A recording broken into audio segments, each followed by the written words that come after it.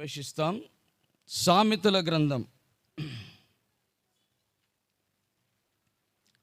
సామెతల గ్రంథము 9వ అధ్యాయము 1వ వచనము. సామెతలు 24:3. సామెతలు 24:3. సామెతలు 9:1. ఫస్ట్ సామెతలు 9వ అధ్యాయము 1వ వచనం చదువుదాం. చదువునా. జ్ఞానము నివాసము కట్టుకొని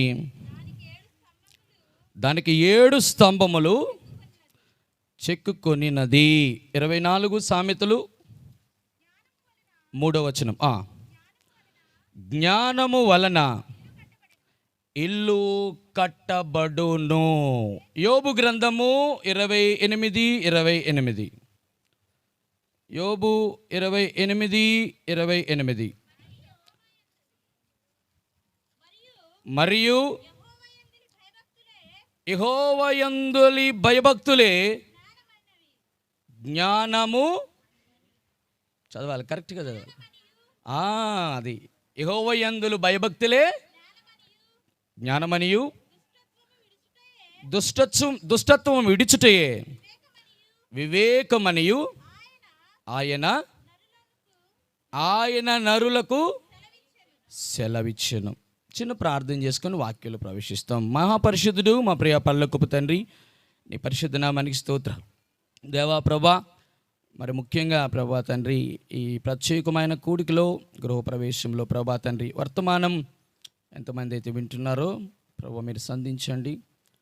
ప్రభా తండ్రి, వర్తమానం నీది, వాక్యం నీది ప్రభా. కేవలం నేను అల్పుడును, దేనిను నాకే జ్ఞానం లేదు, సహాయం చేయండి. మీరే మహిమ ఘనత ప్రభావములు పొందుకోమని యేసు నామమున అడిగి వేడుచున్నాము తండ్రి, ఆమేన్. జ్ఞానము బిడ్డ, నా ఒక మాట, ఒక చిన్న రిక్వెస్ట్ నాన్న. చిన్న చంటి బిడ్డలు కానీ కొంచెం ఏడ్చినట్ల తీసుకువెళ్ళండి. రెండోది ఇంకోటి ఏంటంటే, వాక్యం చెప్తున్నప్పుడు సెల్ ఫోను కొంచెం దాన్ని సైలెంట్ మోడ్లో పెట్టండి, లేకపోతే వైబ్రేషన్లో పెట్టండి. మధ్య మధ్యలో దయచేసి ఇది చేయకూడదు. మంచిది. ఇక నుంచి నా వైపు చూడాలి. జ్ఞానము నివాసము కట్టుకొని దానికి 7 స్తంభములు చెక్కుకొని నది. నివాసము అనగా ఇల్లు కట్టబడాలి అంటే జ్ఞానము కావాలా. ఆ జ్ఞానము ఒకవేళ నివాసము కట్టుకుంటే ఆ నివాసము నిలబడాలంటే స్తంభాలు కావాలా. ఆ స్తంభాలు కరెక్ట్గా 7 ఉండాలా. మరొకసారి చెప్తున్నా వినండి. జ్ఞానము వలనే నివాసము కట్టబడుతుంది. ఒక ఇల్లు కట్టబడాలంటే జ్ఞానము కావాలి. అట్లా కట్టబడిన తర్వాత దానికి స్తంభాలు ఉండాలి. ఆ స్తంభాలు ఖచ్చితంగా 7 ఉండాలి. 1, 2, 3, 4, 5, 6 కుదరదు, 7 ఉండాలి. ఏంటి ప్రభువా జ్ఞానము అని అంటే, దానికి కూడా ఆన్సర్ బైబిల్ గ్రంథము చెప్పింది. ఏం చెప్పింది? యెహోవాయందలి భయభక్తులే జ్ఞానం. జ్ఞానాలు 2 రకాలు. మొదటి జ్ఞానం దేవుని జ్ఞానం. ఇది పైనుంచి వచ్చినది, అనగా పరలోకము నుంచి వచ్చినది. 2 భూ సంబంధమైన, ప్రకృతి సంబంధమైన జ్ఞానం. దానిని బైబిల్ ఇచ్చేటువంటి భాష్యము దయ్యముల జ్ఞానం. ఒక ఇల్లు కట్టబడాలంటే ఏం కావాలన్నారు? జ్ఞానము కావాలి. అందుకే జ్ఞానవంతురాలు తన ఇల్లుని కట్టుకుంటుందట. 3 రాళ్ళు తన ఇంటిని పెరక వేసుకుంటుంది. సరే, వర్తమానంలోనికి ప్రవేశిస్తాం. జ్ఞానమునకు 7 స్తంభాలు అన్నారు కదా దేవా. ఒకవేళ 7 స్తంభాలు అయితే ఎందుకు 7 స్తంభాలే అని అన్నారంటే, 7 అనే మాటకి బైబిల్ గ్రంథంలో మనం ఎప్పుడు చూస్తూ ఉంటాం, సంపూర్ణత అని అర్థం. ఈ 7 స్తంభాలు లేకపోతే ఆ నివాస స్థలము, లేకపోతే ఇల్లు, ఆ గుడారము కట్టబడదు. సరే, ఇంతకీ ఆ ఇల్లు ఏమిటి? బిల్డింగ్సా? కాదు కదా. దేవుడు he was not interested of apartments, about బంగ్లా, నథింగ్ ఎల్స్. దేవుడు మనం కట్టుకున్న ఇంట్లు బట్టి సంతోషించడు. ఆయన కట్టేటువంటి ఇల్లు ప్రత్యేకంగా ఉంది. ఏం ఇల్లు అది? రండి, హెబ్రీయులు రాసిన పత్రిక, హెబ్రీయులు రాసినటువంటి పత్రిక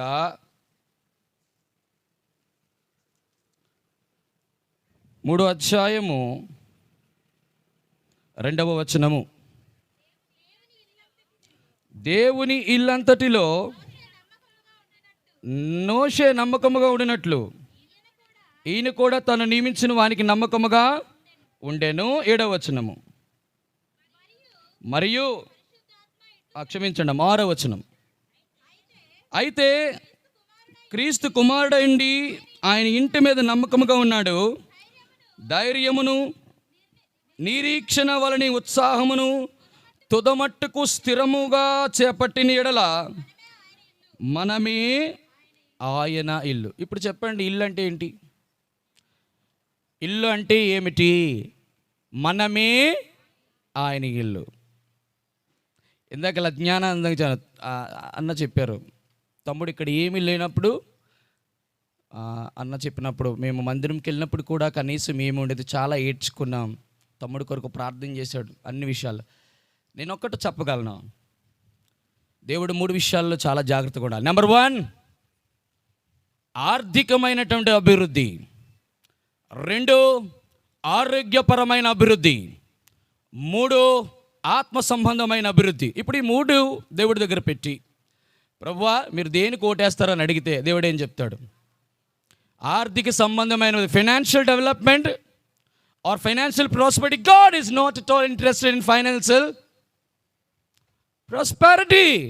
అలా అనుకుంటే అపోస్తలుడైన పౌలు ఏం చేశాడు? సమస్తాన్ని వదులుకున్నాడు. అపోస్తలులు 12 మంది సమస్తమును విడిచిపెట్టి ప్రభువుని వెంబడించారు. ఒక పక్కన పెడదాం.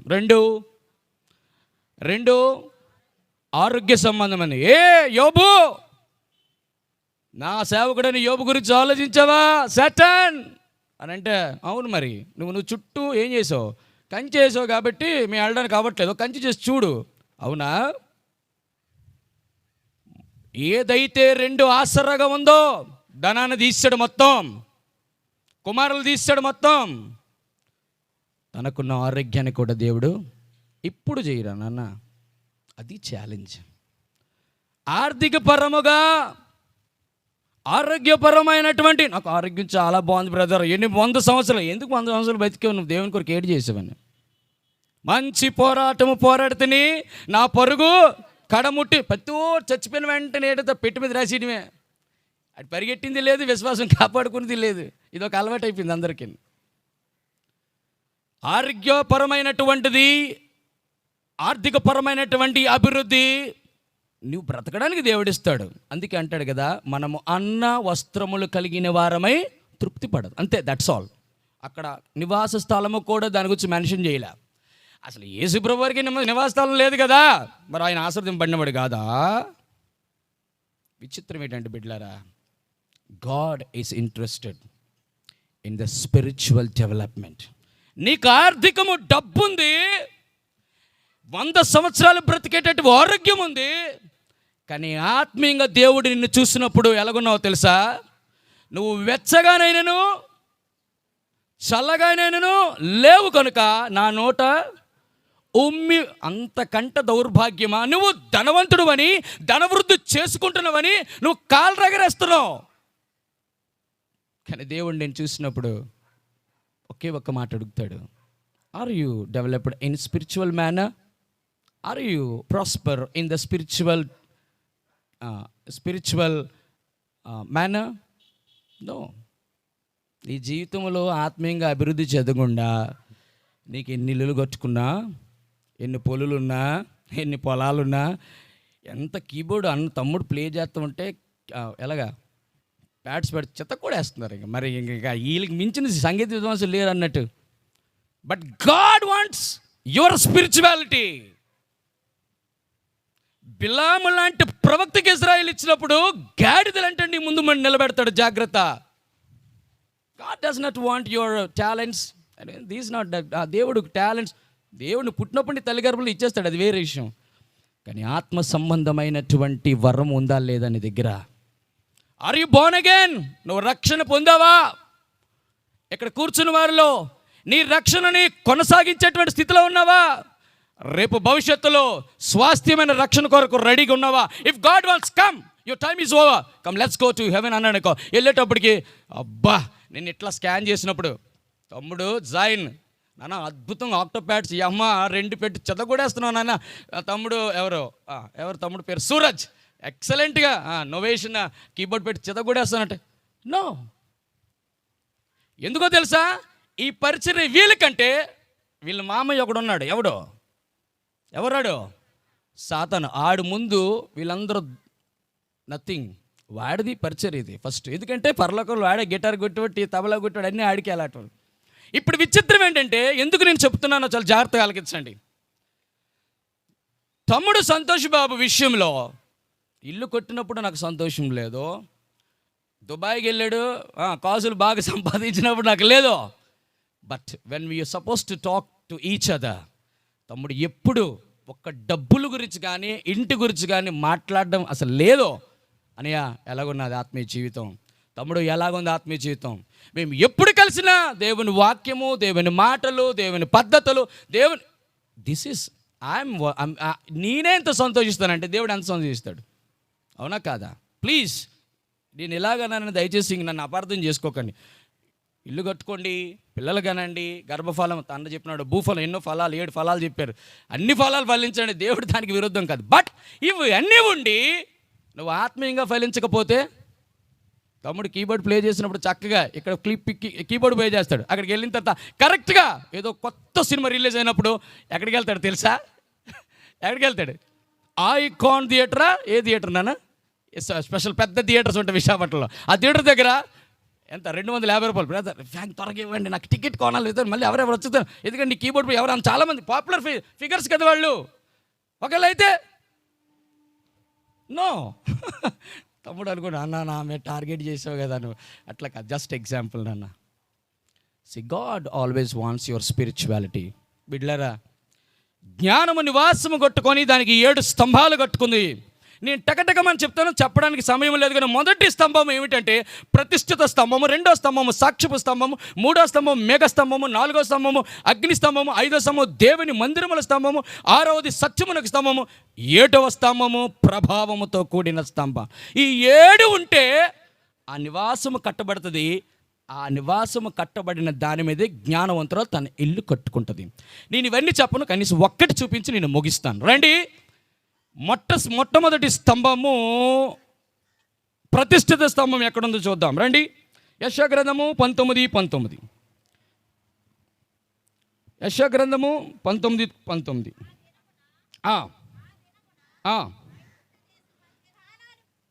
యెషయా గ్రంథము 19వ అధ్యాయము 19వ వచనం. ఆ దినమున ఐగుప్తు దేశము మధ్యను యెహోవాకు ఒక బలిపీఠమును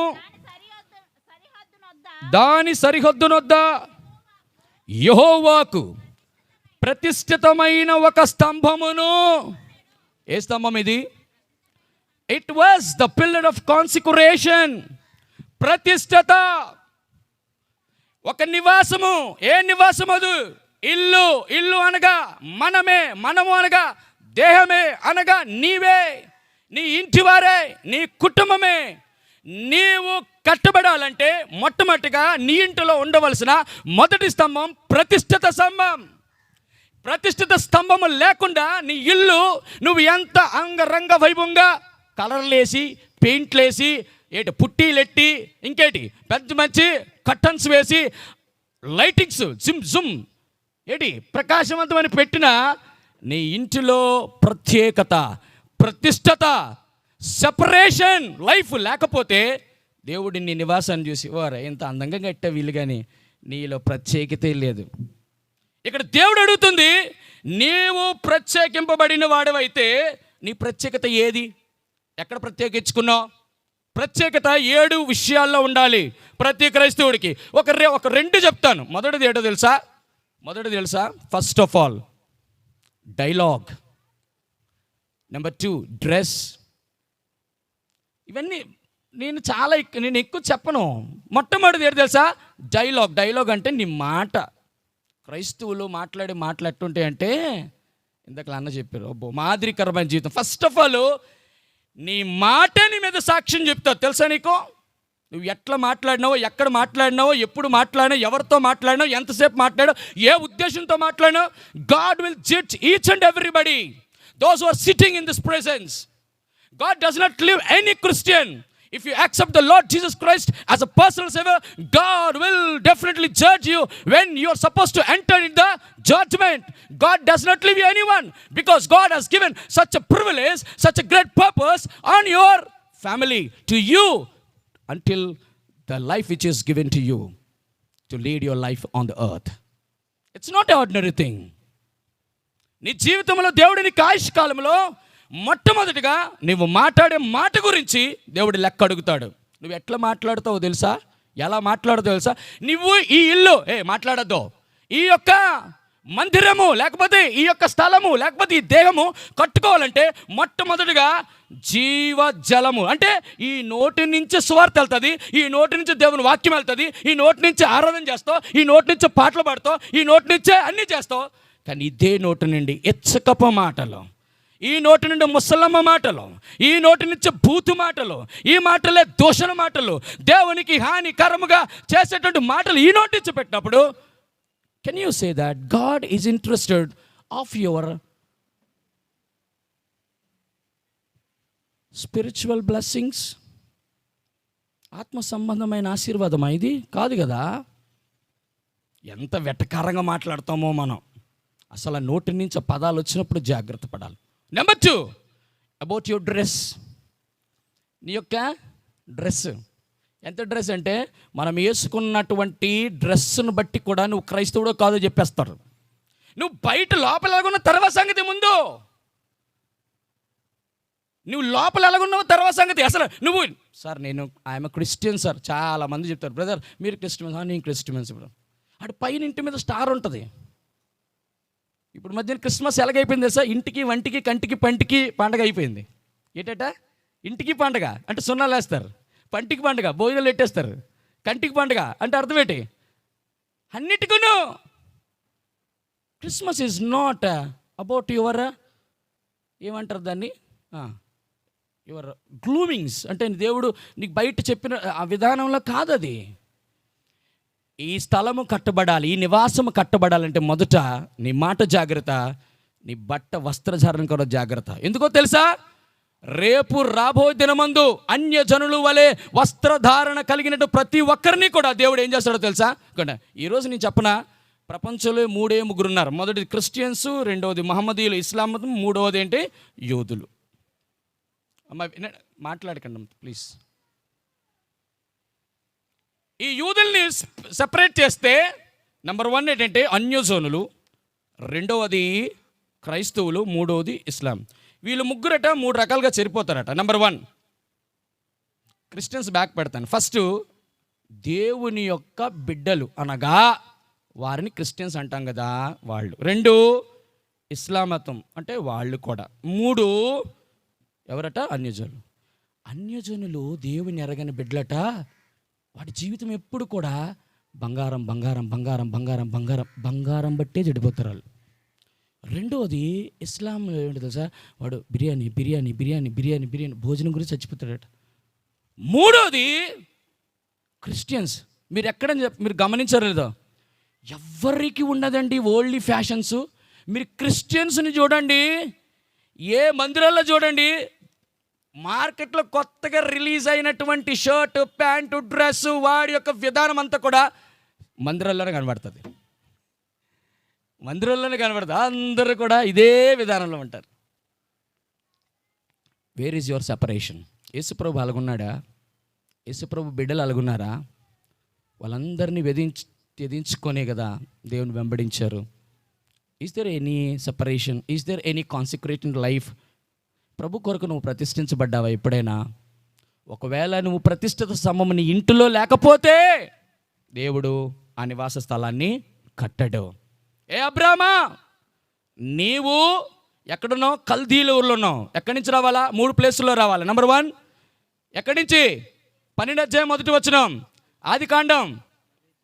ఎక్కడి నుంచి చదువుతారా గట్టిగా?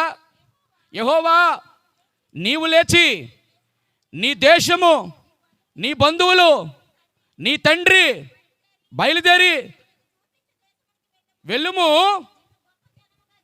ఇప్పుడు సంతోష్ బాబు గొప్పవాడు అవ్వాలంటే దుబాయ్కి వెళ్తే అవడు. ఎక్కడికి వెళ్ళాలా? సెపరేషన్, ప్రత్యేకమైన జీవితం. అప్పుడు తమ్ముడు విషయంలో దేవుడు సంతోషపడు. బిడ్డ బలా నమ్మకమైన దాసురా, ఇలాగుండాలి నా ప్రత్యేకమైన. అంతేగాని ప్రభా నేను అక్కడికి వెళ్ళి అవి కొన్నాను ఇవి కొన్నాను, no, that's not a separation life. మొట్టమొదటి నీ తండ్రి ఇండ్లు, నీ బంధువులు, నీ దేశము, కమౌట్ ఫ్రమ్ దట్ ప్లేస్. ఆ ప్రత్యేకత అబ్రహాం ఉంది కాబట్టి అనేకమైన జనములకు ఆశీర్వాదపు తండ్రిగా దేవుడు చేశాడు. అది దేవుడు చూశాడు. అందుకే దేవుడు ధనాన్ని ఇచ్చి ఆశీర్వదించాడు. ఉత్తినికే వచ్చింది కదా ధనం, కష్టపడకుండా ధనం వచ్చిందండి అబ్రహాంకి. సరే, ఇది ఒక్కటి చెప్తాను. మొదటిది ప్రతిష్ఠిత స్తంభం అయిపోయింది. రెండోది సాక్ష్యపు స్తంభం. రండి, సామెతల గ్రంథము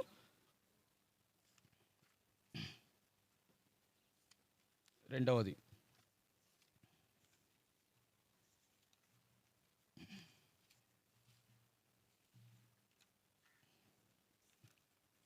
ఆదికాండం 31వ అధ్యాయము 52వ వచనం.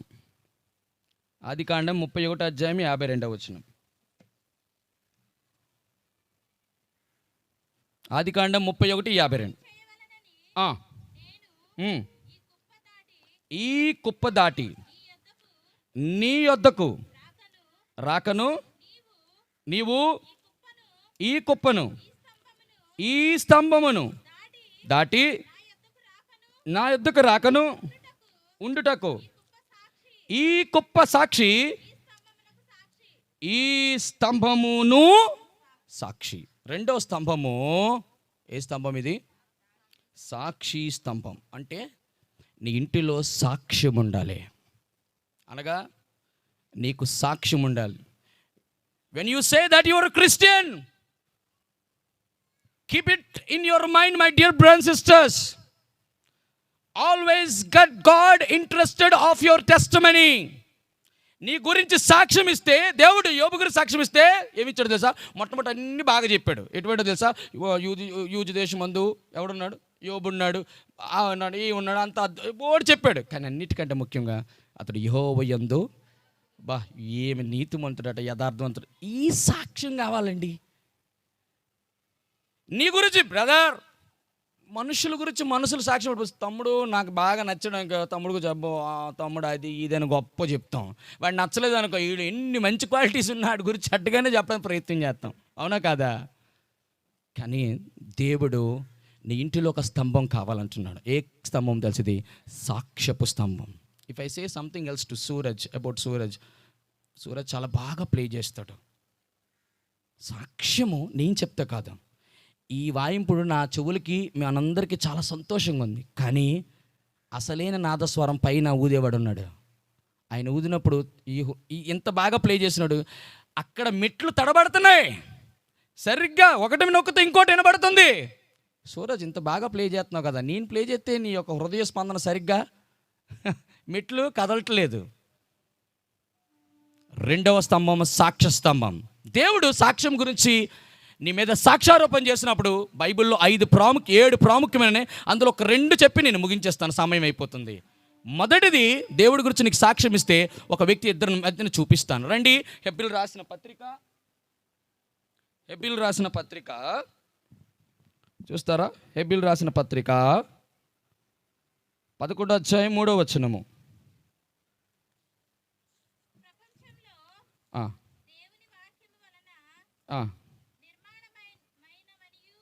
హెబ్రీయులకు రాసిన పత్రిక 11వ అధ్యాయము 4వ వచనం. బిడ్డ, విశ్వాసమును బట్టి హేబేలు కయీను కంటే శ్రేష్టమైన బలి దేవునికి అర్పించెను. దేవుడు అతని అర్పణల గురించి సాక్ష్యం ఇచ్చినప్పుడు అతడు ఆ విశ్వాసమును బట్టి నీతిమంతుడని. ఎవరు సాక్ష్యం ఇచ్చారు ఇక్కడ? ఒకవేళ దేవుడే నీ గురించి సాక్ష్యం ఇస్తే, ఆ ప్లేస్లో, హేబేలు ప్లేస్లో నువ్వే కానీ ఉంటే నేనే గుని ఉంటే, మనమే ఉంటే, దేని గురించి చెప్తున్నాను ఇదంతా కూడా, మనమే ఆయన ఇల్లు, జ్ఞానము చేతన నివాసము కట్టబడుతుంది. దానికి 7 స్తంభాలు. మొదటి స్తంభం ప్రతిష్ఠిత జీవితం, అంటే వేరుబాటు జీవితం, ప్రత్యేకమైన జీవితం. లోకములో ఉన్న వాటినైనను, లోకములో ఉన్న శరీరాశ, నేత్రాశ, జీవపుటమును అవి తండ్రి వల్ల పుట్టినవి కాదు. దాని నుంచి when you are separated, then the pillar of the consecrated, the pillar of the separation was dwelt in your home. అప్పుడు దేవుడు నిన్ను చూసి చాలా సంతోషిస్తాడు. రెండోది సాక్ష్యము. ఒకవేళ దేవుడి గురించి నీ గురించి సాక్ష్యం ఇవ్వాలనుకుంటే ఏమి ఇస్తాడో తెలుసా? ఇక్కడ హేబెల్ పెట్టాడు, నేను పెట్టాడు. హేబెల్ గురించి సాక్ష్యం ఇచ్చినప్పుడు ఏమంటాడు తెలుసా? అతడు అర్పించినటువంటి శ్రేష్టమైన అర్పణల గురించి కాదు. కయ్యను అర్పించాడు, ఆ పొలంలో తీసుకొచ్చాడు, ఆ పంటను తీసుకొచ్చాడు. ఈయనేమో గొర్రెలు కాపరి కాబట్టి ఈ గొర్రెలు తెచ్చాడు, అందులో ఒక శ్రేష్టమైనది అర్పించాడు. God does not interested of your offering. నువ్వు ఏదో ఆఫర్ చేస్తావు, అది పశువా, అది పంట, అది బంగారమా, అది ధనమా, నీకున్న యోగ్యతను బట్టి ఎదురు. కానీ అది కాదట. ఒకవేళ దేవుడు నీ మీద సాక్ష్యం చెప్పినప్పుడు, నీ అర్పణ అంటే నీ సమర్పణ గురించి దేవుడు మాట్లాడితే, ఫస్ట్ ఆఫ్ ఆల్ నీ గురించి సాక్ష్యం చెప్పినప్పుడు ఏమైనా సాక్ష్యం ఇవ్వాలో తెలుసా? అసలు హేబెలు యొక్క అర్పణ అంగీకరించడానికి కారణం ఏంటంటే, అర్పణ అంగీకరించడానికి మొదలు ఎవరిని అంగీకరించాలో తెలుసా? ఆదికాండము, ఒక్క మాట చూపిస్తాను రండి.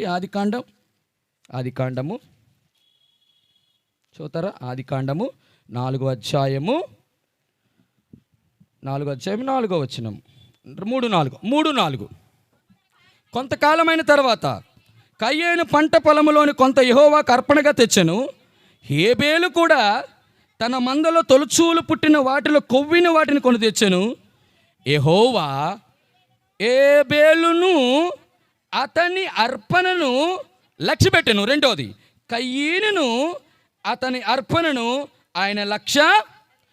ఫస్ట్ ఆఫ్ ఆల్ దేవుడి నీ డెడికేషన్, నీ అర్పణ, నీ ఆఫరింగ్ ఆయన లక్ష్య పెట్టాలి, స్వీకరించాలి. నీ గురించి సాక్ష్యం చెప్పాలంటే మొట్టమొదటిగా నువ్వు ఏది ఇచ్చావో, నువ్వు ఏది దేవుని దగ్గర తెచ్చావో దాని గురించి కాదు, నువ్వు ముందు నచ్చాలి.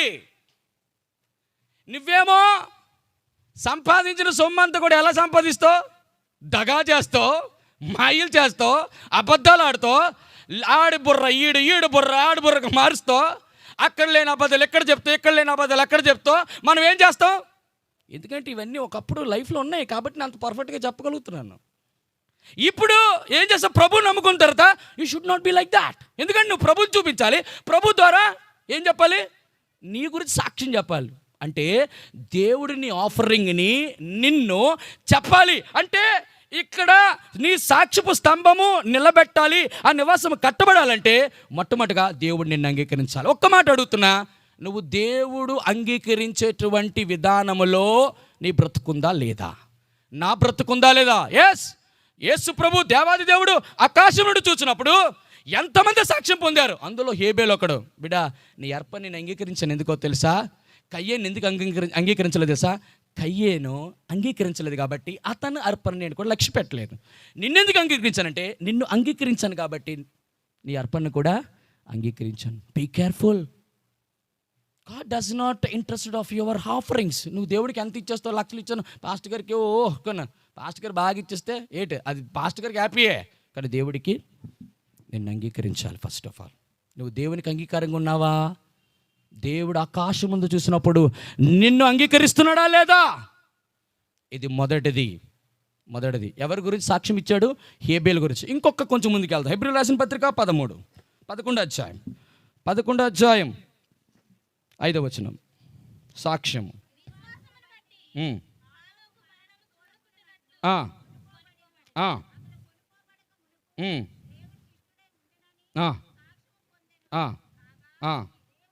కొనిపోయిన అతను కనబడలేదు. విశ్వాసము లేకుండా ఎవరి గురించి సాక్ష్యం ఇస్తున్నాడు? హానోకు. బిడ్డ వినాలి, హానోకు గురించి సాక్ష్యం ఇస్తున్నాడు. ఏమని ఇస్తున్నాడు? దేవుడు ఇవ్వాలండి సాక్ష్యం నీ గురించి. ఏటట? ఏమని సాక్ష్యం ఇచ్చాడు? విశ్వాసమును బట్టి ఈయన దేవునికి ఇష్టడు. యేసుప్రభు అంటే నాకు చాలా ఇష్టం బ్రదర్. యేసుప్రభు ఇష్టం కాబట్టి Christmas grand celebration, youth Christmas, mega Christmas, women Christmas, పిల్లల క్రిస్మస్, పెద్దల క్రిస్టమస్ పెట్టుకో, మంచి ఆలోచన. అందరూ అంటారు, ఎందుకు బ్రదర్ బైబిల్లో ఉన్నేటి క్రిస్టమస్లు అలా చేయమని. అంటే బైబిల్లో ఉంది అటు వాచ్ పెట్టుకోమని. బైబిల్లో ఉందా వాచ్ పెట్టుకోరా నాన్న, ఉందా అటు? ఇలాంటి పిచ్చి పిచ్చి కాదు, అసలు ఆత్మ సంబంధమైన విషయాలు మీరు టార్గెట్ చేయి.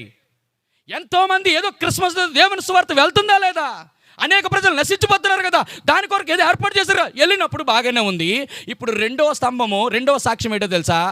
దేవునికి నువ్వు ఇష్టడుగా ఉన్నావు. ఇప్పుడు నేను అంటాను, నీ జీవితము దేవునికి ఇష్టడుగా ఉంటే నీ ఇష్టాన్ని బట్టి ఏమంటాడో తెలుసా? వీడు నాకు ఇష్టడు కాబట్టి. అప్పుడు ఏ స్తంభం ఉన్నట్టు ఇక్కడ? సాక్ష్యం స్తంభం. నీ గురించి సాక్ష్యం ఉందా? ఈరోజు నీ ఒక భర్తకి భార్య ఇష్టం, భార్యకి భర్త ఇష్టం, ఇద్దరికి బిడ్డలంటే ఇష్టం, పక్కన ఉన్న చుట్టూలో ఉన్నటువంటి చుట్టాలంటే ఇష్టం, బంధువులంటే ఇష్టం, నీకు చక్కగా మాట్లాడితే వాళ్ళ ఇష్టం, ఎవరైతే నేను పొగుడుతారో వాళ్ళ ఇష్టం. కానీ దేవా, ఈరోజు నేను బ్రతుకుతున్నాను కదా, ఈరోజు నేను జీవిస్తున్నాను కదా ప్రభా, ఎప్పుడైనా నేను సంతోషపరిచేటువంటి పని చేస్తున్నానా ప్రభా? ఇష్టము నువ్వు నన్ను చూసినప్పుడు ఇష్టపడే బ్రతుకు నాలో ఉందా ప్రభా? నువ్వు ఎప్పుడైనా తెల్లవారుజామున నా ఇంటికి వచ్చినప్పుడు ఎలాగనుకుంటాడు దేవుడు? ఉదయకాల సమయంలో లేచి చక్కగా పిల్లలతో కలిసి కుటుంబారాధన చేస్తారు. భోజనం చేయక మునిపే వీళ్ళు కుటుంబారాధన ఇంట్లో చేస్తారు. మందిరం ఖచ్చితంగా 10 గంటల కంటే కరెక్ట్గా 10 గంటలకి దేవునికి వెళ్తారు. దేవుని వాక్యము వినకుండా వాళ్ళు ఏది చేయను, దశమభాగం రాబడంతట్లో వాళ్ళు ఖచ్చితంగా ఇస్తారు. వీటి విషయాల్లో దేవుడు ఎప్పుడైనా లెక్క కడితే నువ్వు దేవునికి ఇష్టడుగా ఉన్నావని చెప్పగలుగుతావా? దేవుడు యేసుప్రభువు వారి ఇంటి దగ్గరికి వచ్చేటప్పటికి తలుపు కొట్టినప్పుడు ఎవర్రా ఈ టైంలో తలుపు తీసాడు? ఆ టైంలో ఏమవుతుందో తెలుసా? సీరియళ్ళు మ్రోగుతాయి, సీరియళ్ళు మ్రోగుతాయి. ఎవరింట్లో? దేవుని ఎరగని బిడ్డల జీవితాల్లో కాదు, ఎరిగిన వాళ్ళు. What are you seeing? నువ్వేం చూస్తున్నావు? ఒకవేళ యేసుక్రీస్తు ప్రభు ఈరోజు వస్తే నీ ఇల్లు కట్టబడాలని, జ్ఞానము చేత ఆ సాక్ష్యం నీకు ఇవ్వాలని, ఒకవేళ యేసుప్రభు దగ్గరికి వచ్చి బిడ్డ సాక్ష్యం అంటే ఏంటో తెలుసా? సాక్ష్యం అంటే ఏంటో తెలుసా? బ్రదర్ నేను టీవీ చూడట్లేదు బ్రదర్, అది చెప్పకూడదు. ఎలా చెప్పాలో తెలుసా?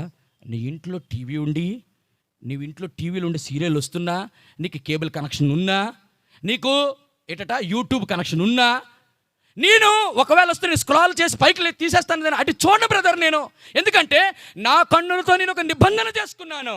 ఈ కన్నులు దేవుని ధర్మశాస్త్రాన్ని చదవాలి, నా నోరు దేవుని మాట మాట్లాడాలి, ఈ చెవులు దేవునికి మాటలు వినాలి, నా కాళ్ళు దేవుని మందిరానికి వెళ్ళాలి, ఈ చేతులు దేవుని పనులు చేయాలి అని నిన్ను నీవు ప్రతిష్ఠించుకున్నప్పుడు రెండో అనుభవం సాక్ష్యముని దేవుడి గురించి నీకు చెప్తే ఎంత బాగుండు. అంతేగాని కరెక్ట్గా 7 గంటలు 8 గంటలకు వచ్చే టైంకి అబ్బా ఎవడైనాను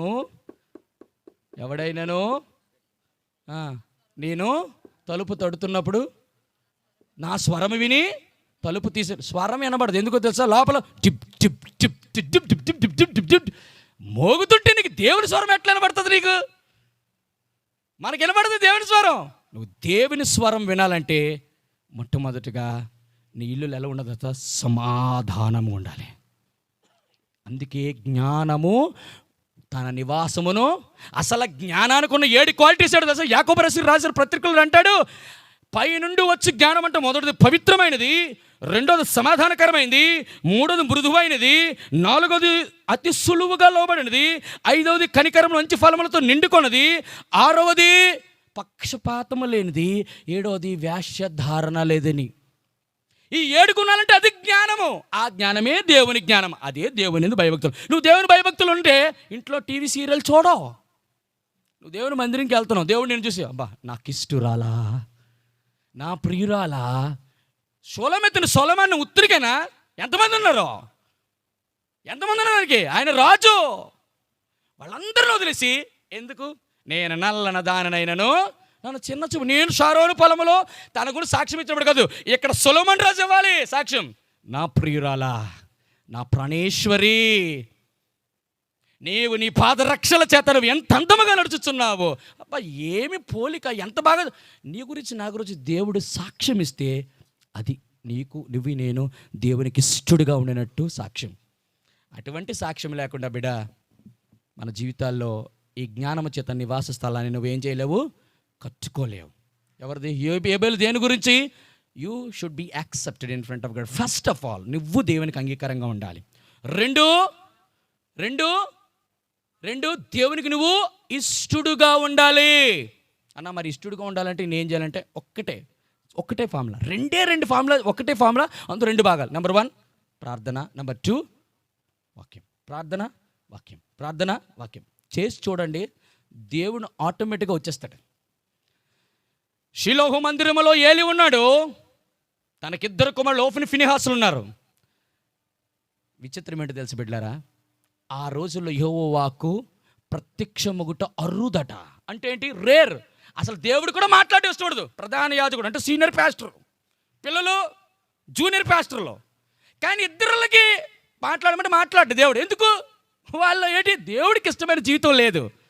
కానీ విచిత్రం ఏంటో తెలుసా, పాలు తాగే బొడ్డోడు సమూయేలు పాలు విడిచిన తర్వాత తల్లి మందిరంలో పెడితే సాక్షాత్తు దేవుడు, అగ్ని అయిన దేవుడు, సత్యముగా ఉన్న దేవుడు, మహిమ కలిగిన దేవుడు, 24 పెద్దలు ఉంటే, కోటాన కోట్ల దేవదూతలు ఉంటే, అక్కడ ఆరాధించబడుతుంటే, ధవల సింహాసనం మీద కూర్చుంటే, కిందన జీవులు మోస్తూ ఉంటే, అటువంటి సింహాసనాన్ని, పెద్దలని, దేవదూతలు అందరూ వదిలేసి బొడ్డోడి దగ్గరికి వచ్చి మాట్లాడుతున్నాడు దేవుడు. నాకు అసలు అసలు దేవా నువ్వు అసలు మాట్లాడే మనోడు ఏటి ఆ క్వాలిటీ ఏంటంటే అంటాడు కదా, దేవుని మందిరంలో బలిపీఠము దగ్గర ఆయన నిత్యము పరిచర్య చేస్తూ, అబ్బా అది దేవునికి ఇష్టమైంది. ఈ రోజుల్లో బిడ్డ, నీ ఇల్లు, నీ దేహము, నీ శరీరము, నీ ఆత్మీయ జీవితం కట్టబడాలంటే ఈ 2వ స్తంభం, సాక్షి స్తంభం ఉండాలి. దేవునికి ఇష్టడుగా ఉన్నావా? దేవునికి ఇష్టమైన జీవితం జీవించాలి. ప్రభా నువ్వు ఎప్పుడైనా మనసులో, ప్రభా నేను జీవించే జీవితం నీకు ఇష్టమైందనా అని దేవుని దగ్గర నువ్వు అడిగినప్పుడు దేవుడు ఖచ్చితంగా వాక్యంతో నేను మాట్లాడతాడు, సేవకుడితో మాట్లాడతాడు, దర్శనాలతో మాట్లాడతాడు, కళలతో మాట్లాడతాడు, పరిస్థితులతో మాట్లాడతాడు. దేవునికి ఇష్టమైన జీవితం నేను చాలాసార్లు గమనించాను. I'm sorry to say this బిడ్లారా, మీరు ఏమనుకున్నా పర్లేదు, కానీ నేను ఒక్కటి మాత్రం చెప్తాను, ఎక్కడికైనా నేను చెప్తాను. Because I'm not being feeding by any people. నేను ఎవరి చేత డబ్బులు తీసుకుని సేవకుడు లేకపోతే ఎందుకంటే అందరు కాదని, నేను మిగతా వాళ్ళందరూ దేవుని కొరకు అంత చక్కగా వారు తమ జీవితాలను అర్పించుకొని దేవుని కొరకు సేవ చేస్తాను. నేను ఒక్క మాట చెప్తాను, నివాస స్థలము దేవుని స్థలం అన్నప్పుడు నేను చాలాసార్లు గమనిస్తున్నాను. ఎంతోమంది పాస్టర్స్ కానీ నేను చాలామంది నేను సభాముఖంగా తెలియజేస్తాను, నీకు ఫోన్ వచ్చినప్పుడు నువ్వు ఎందుకు సైలెంట్ మోడ్లో పెట్టవు, ఎందుకు వైబ్రేషన్లో పెట్టవు? నీకు ఫోన్ వచ్చినప్పుడు ఫోన్ ఎందుకు లిఫ్ట్ చేసి మాట్లాడతావు? Is it the order in the presence of the God? నువ్వు మాట్లాడుతావు, దేవుని మందిరంలో ఫోన్ చేసి మాట్లాడతావు అంటే నువ్వు దేవునికి ఏం భయపడతావు? 2వ సాక్ష్యం ఏంటో తెలుసా? 22 అధ్యాయములో ఎవరో 22 అధ్యాయంలో ఆదికాండం ఎవరున్నారు? అబ్రహాము.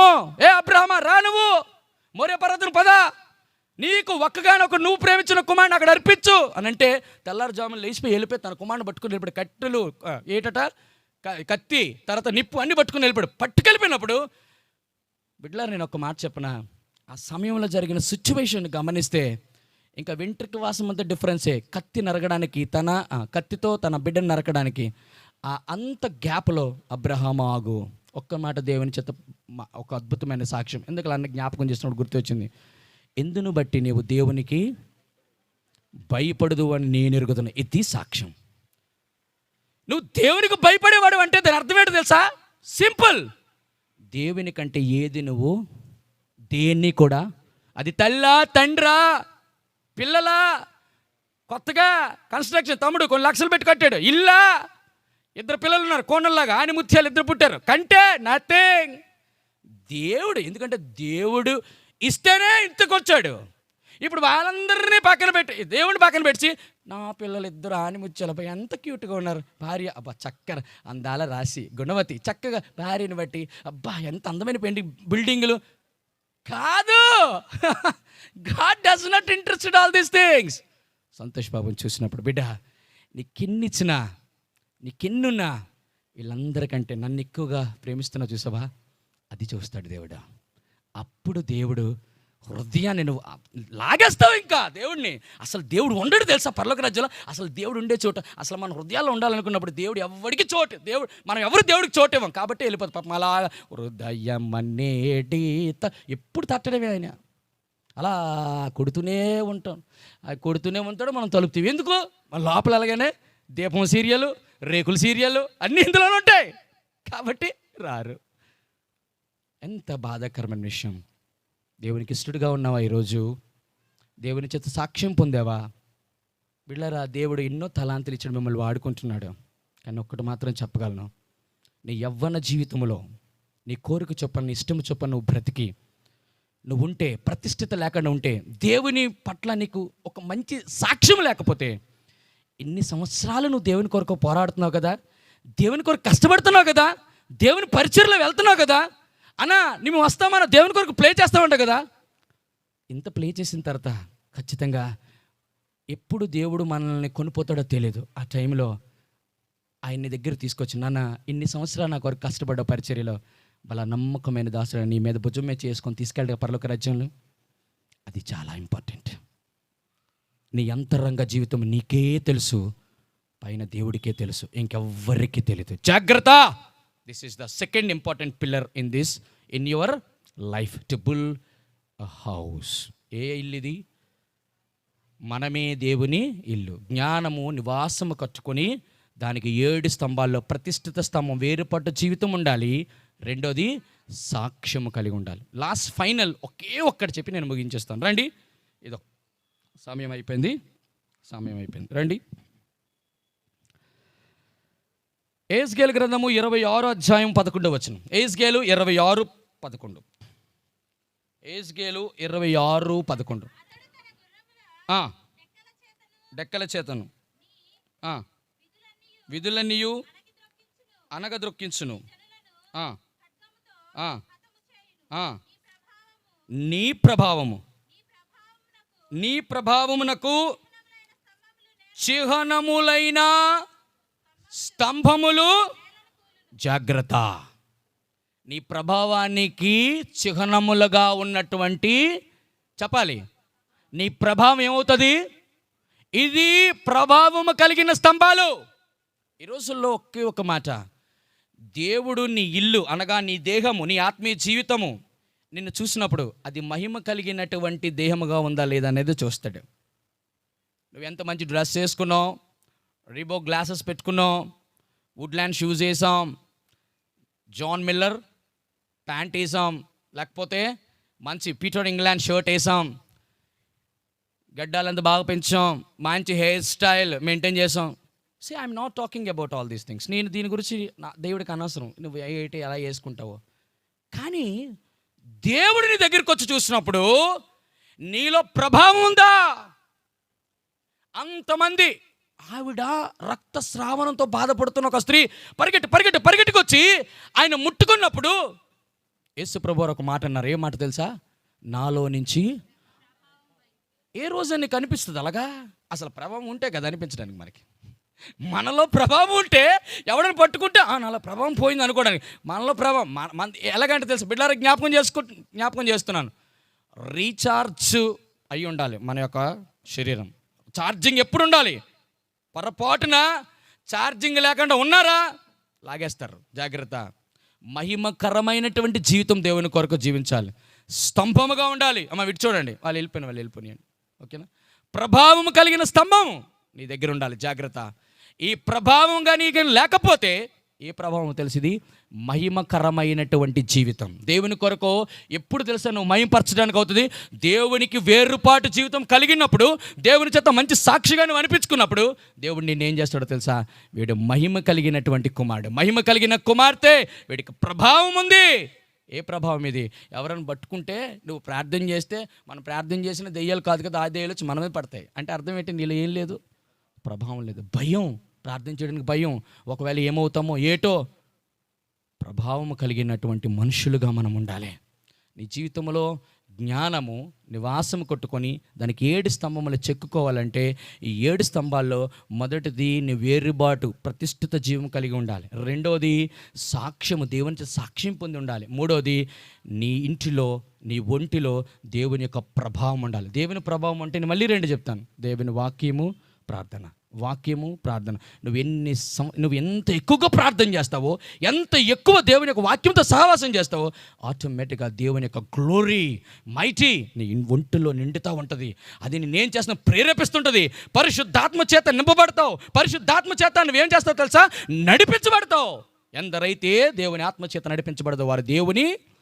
అందరూ ఆత్మను పొందుకోవడం కాదు, ఆత్మతో నింపబడడం కాదు, అసలు ఆత్మచేత నువ్వు నడిపించబడుతున్నావా లేదా? ఎక్కడికి వెళ్ళాలో పరిశుద్ధాత్మ నడిపిస్తాడు, ఏం మాట్లాడో పరిశుద్ధాత్మ దేవుడు నడిపిస్తాడు, ఏం చూడాలో పరిశుద్ధాత్మ దేవుడు ఇస్తాడు. ఒక్క మాట గమనిస్తాను, ఇది ముగిస్తున్నాను. అంత ఆరాధికుడు, అవునా కాదా? దావీదు ఆరాధికుడా, ధర్మశాస్త్రం తెలిసినోడా కాదా? అంత ప్రార్థనాపరుడు, ఆరాధికుడు, ధర్మశాస్త్రం నెరిగినవాడు. ఇటువంటి వ్యక్తి ఒక బెత్షెబా దగ్గర పడిపోయాడంటే గ్యారెంటీ ఉందా? అసలు మన ధర్మశాస్త్రమే తెలియదు, వాక్యం ప్రార్థనే చేయం, మూడోది ఆరాధనే చేయం, ఇవేమీ లేకుండా మనం పడవని గ్యారెంటీ ఉందా? అలాంటి వ్యక్తి అంటాడు, దేవా నా అంతరంగమందు శుద్ధమైన మనసున్న కలుజు, నా రక్షణానందమును నాకు మరలా పుట్టించుము, నీ పరిశుద్ధాత్మ నా నుంచి. అబ్బో అంటే అర్థం ఏంటి? ఇవేమి లేకపోతే పరిశుద్ధాత్మ దేవుడి నుంచి బయటికి వెళ్ళిపోవడం ఆ పాత నిబంధన. ఈరోజు నీ హృదయంలో నుండి కృంగిపోయి దుఃఖపడి ఆయన ఏడిపేసి ఎంతమంది యేసు ప్రభుని ఈరోజు సో కాల్డ్ క్రిస్టియన్స్, దేవుని చేత వేర్పాటు, దేవుని చేత సాక్ష్యం పొందిన వాళ్ళు, దేవుని యొక్క ప్రభావం మహిమ నీ హృదయంలో నీలో ఉండాలంటే దేవుడు చూస్తున్న ఒకే ఒక్క క్వాలిటీ, నీ దేహంలో ఈ 7 స్తంభాలు చెక్కుకోవాలని ఆయన ఆశపడుతున్నారు. మరి నువ్వు ఛాన్స్ ఇస్తే ఆయన చెక్తాడు. చెక్కినప్పుడు ఏమొస్తుంది? పెయిన్ వస్తుంది, బాధ అనిపిస్తుంది, శ్రమ వస్తుంది, కష్టం వస్తుంది, ఏడుపు వస్తుంది. కానీ నీ దుఃఖము తర్వాత సమస్త దుఃఖం యొక్క దినములన్నీ సమాప్తములు అయిపోయాయి. ఇప్పుడు ఏంటంటే సార్, దుఃఖమునకు ప్రతిగా ఆయన పూదండను దేవుడు నీకు ఇస్తాడు. ఇటువంటి మహిమ కలిగినటువంటి స్తంభం, ప్రతిష్ఠిత కలిగిన స్తంభం, సాక్ష్యం కలిగిన స్తంభం, నీవు దేవునికి ఆ ఛాన్స్ ఇస్తే, ఆయన చెక్కితే జ్ఞానము చేత నీ నివాస స్థలం ఏమవుతుంది? కట్టబడుతుంది. దేవుడి పరిశుద్ధ వాక్యం దీవించి ఆశీర్వదించునుగా. ఆమెన్.